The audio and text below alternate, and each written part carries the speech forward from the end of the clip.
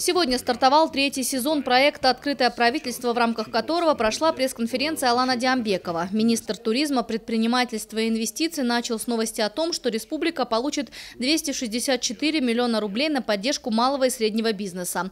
В ходе беседы с журналистами чиновник отметил, что не считает проблемой сокращения количества предприятий малого бизнеса. Куда важнее рост прибыльных предприятий. Особый акцент Алан Диамбеков сделал на получении грантов, отметив, что при нем выдача бесплатных денег будет в последний раз. Бесплатные деньги никакого отношения к поддержке предпринимательства и к развитию предпринимательства не имеют. По одной простой причине.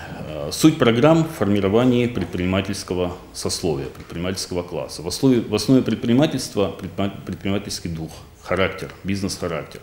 Такой характер не может формироваться на подарках.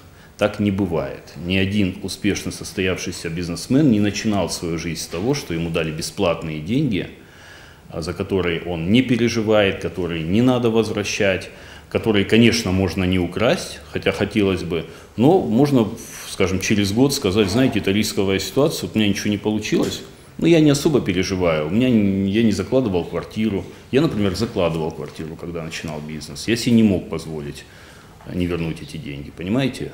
Это формирует характер и совершенно иное качество труда над бизнес-проектом дает. В будущем схема выдачи грантов претерпит значительные изменения. Главной особенностью станет публичность конкурса на получение денег. Алан Диамбеков не оставил без внимания и проблему вкладчиков БРР. При поддержке министерства один предприниматель уже выиграл дело и теперь ожидает решения апелляционной комиссии. Если удастся эту апелляцию пройти положительно, это будет просто супер прецедент во всей Российской Федерации. АСВ не будет легко, могу это повторить.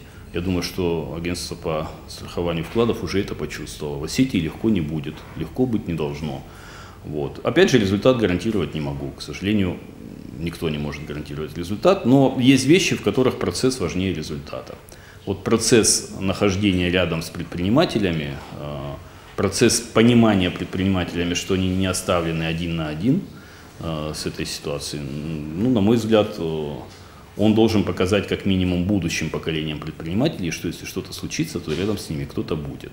Говоря о более крупном бизнесе, министр заявил, что в скором будущем вновь заработает алкогольный завод «Салют». Говоря о туризме, Алан Диамбеков заявил, что речь о прекращении строительства Мамисона не идет, так как это объект федеральный, остается только ждать. В завершении чиновник отметил трудность для создания проектов, рассказав о будущих крупных инвестициях. В ближайшие несколько месяцев до конца года мы подпишем 2 инвестиционных соглашения с 2 сетями гипермаркетов. Это Metro Cash & Carry, крупная европейская сеть, и Лента, сеть российская, тоже достаточно крупная. Это гипермаркеты продуктов питания. Общая сумма инвестиций составит порядка 2 миллиардов по обоим проектам. При этом Лента собирается строить 2 магазина, насколько я знаю, пока во всяком случае. Соответственно, инвестиции могут расти до 3 миллиардов. Количество рабочих мест суммарное вместе с сопутствующими предприятиями порядка 1000. На сегодня обе сети определяются с точками дислокации, которых не так много во Владикавказе. Елена Черенкова, Тимур Мазаев, Ацамаз Кочиев, Осетия ТВ.